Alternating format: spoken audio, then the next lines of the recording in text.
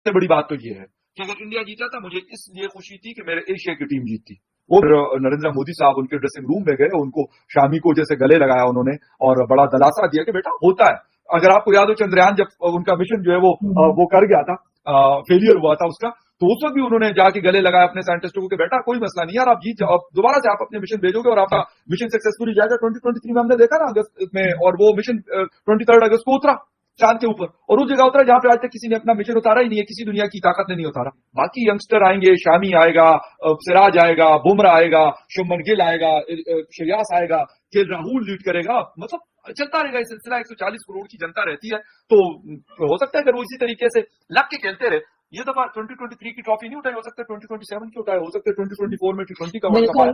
लेकिन एक चीज बिल्कुल साफ क्लियर हो गई, और इससे कोई डिनाई नहीं कर सकता है कि भारत के मुसलमान डेप्राइव नहीं है, या भारत के मुसलमानों को कुचला जा रहा है, दबाया जा रहा है, या उनको मारा पीटा जा रहा है, या उनको परेशान किया जा रहा है, या उनके मुंह से रोटी छीनी जा रही है। सब झूठ बातें हैं। हिंदू है, कौन मुसलमान है, इससे कोई फर्क नहीं पड़ता है भारत को।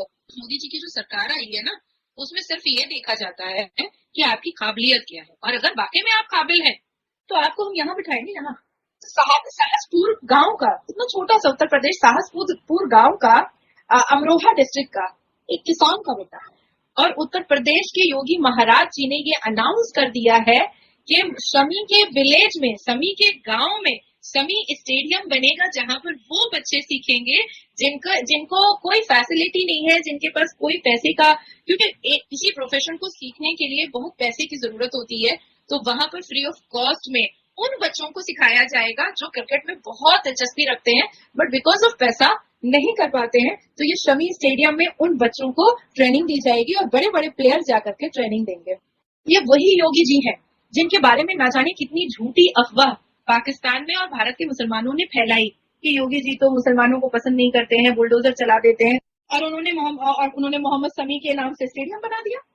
भाई आप काबिलियत रखिए ना। शमी की परफॉर्मेंस की अप्रिसिएशन पे जो उस इलाके के, जो उस एरिया के सीएम हैं, उन्होंने शमी का विलेज है साहसपुर, अमरोहा में ये विलेज है, और वहां पे शमी के नाम से पूरे स्टेडियम बनाने की एप्लीकेशन डाल दी है। So this is how we appreciate our heroes, and this is how we uplift our heroes. कितनी मोटिवेशन है वहाँ पे रहने वालों की, वहाँ के रिहायशियों के लिए। लेकिन तो स्टेडियम बनाने की बात है मोहम्मद शमी के नाम पे। How important is this factor? अब मैं अगर ये सोचती हूँ कि जहां जहां हमारे लड़कों ने परफॉर्मेंसेस की, वर्ल्ड स्टेज पे ऐसी परफॉर्मेंसेस आई, अगर उनका ये सोच के उनके इलाकों में स्टेडियम बना दिए जाते तो आज हमारे पास कितने सारे स्टेडियम। हाँ बिल्कुल, ये भी है, होना चाहिए। हमारे जो प्लेयर्स है वर्ल्ड क्लास प्लेयर्स हैं, बहुत बड़ी बड़ी परफॉर्मेंसेस दी है। बिल्कुल सही बात आपने की है। स्टेडियम नहीं तो एटलीस्ट उनके स्टैंड्स होने चाहिए थे। मुझे नहीं पता मुशीफ भाई का मुल्तान में है कि नहीं है, आपको पता होगा। है।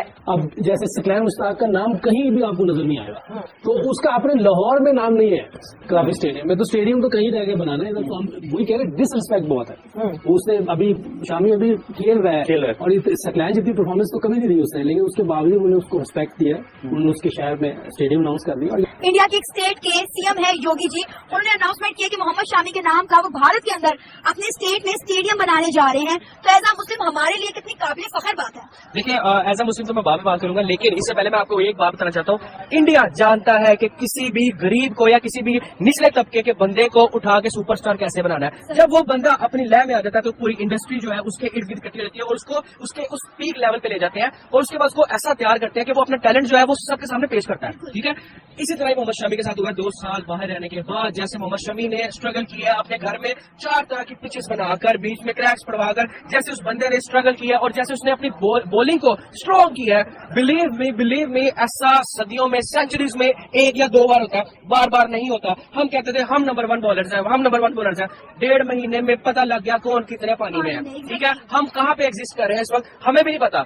हम इस वक्त सिर्फ और सिर्फ इंडिया को प्रमोट कर रहे हैं। और यार ये देखिए कितनी मजेदार किस्म की ये बात है कि यार बड़ी बात ये देखो कि यार उन्होंने अभी शमी रिटायर नहीं हुए ना, वो इतने एजेड है यार, उन्होंने उसके साथ स्टेडियम बना दिया यार। बहुत अच्छी बात है जी, उसने अगर अच्छी परफॉर्मेंस की है तो उसे अप्रिशिएट करना चाहिए। और ऐसा तो बिल्कुल नहीं है कि बिल्कुल मुसलमानों की कदर नहीं है, अगर ना होती तो वो टीम में ही ना होता। यानी कि अगर वो एक जैसा समझती हैं तो वो टीम में उनकी है, वरना वो किसी भी प्लेटफॉर्म पे उन्हें आगे ना आने देते मुसलमानों को। तो जैसा कि आपने वीडियो में देखा कि पाकिस्तान मीडिया भी मोदी जी की और सभी की जमकर तारीफ कर रहा है, क्योंकि आप देखिए एक जगह पर एक जो पाकिस्तानी प्रोपेगेंडा करते हैं कि भाई मुसलमान यहाँ पर दबे हुए हैं, मुसलमान प्यार नहीं करते भारत से, लेकिन एक तरफ से जो हिंदू है जो मुसलमान के ऊपर अत्याचार करता है। तो देखिए ये एक रियल एग्जाम्पल है कि एक टीम से एक मुसलमान प्लेयर जो टीम हार जाती है तो बोर होता है, और एक हिंदू जाकर उसको समझाता है। तो इसमें क्या आप देखने को मिला कि भाई मुसलमान जो ये पाकिस्तानी प्रोपेगेंडा करता है कि भाई मुसलमान